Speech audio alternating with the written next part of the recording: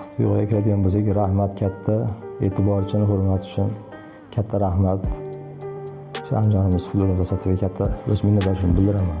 Shunchalik e'tibor bergani uchun, hurmat uchun rahmat. Bundan keyin ham yana ham o'z sohamizda harakat qilib, yaxshi ishlashga harakatda bo'lib, chempionlar chiqarishga harakat qilamiz.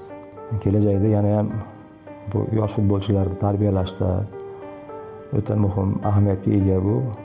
Harakat qilamiz, chempionlar chiqaramiz. Yana ham o'z ustimizda qattiq ishlashga harakatda bo'lamiz.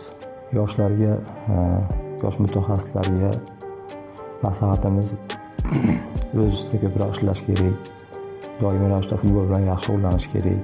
Mashg'ulotlar jarayonlarida yaxshi qatnashish kerak. Iloji boricha oldiga harakat qilib, g'alaba qozonishlarini hammasini xohlayman.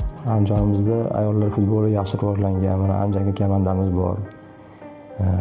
Juda yaxshi holatda olib borilyapti.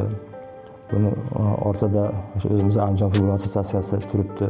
Doimiy ravishda e'tiborli bo'lib, bizga yordam beryapti.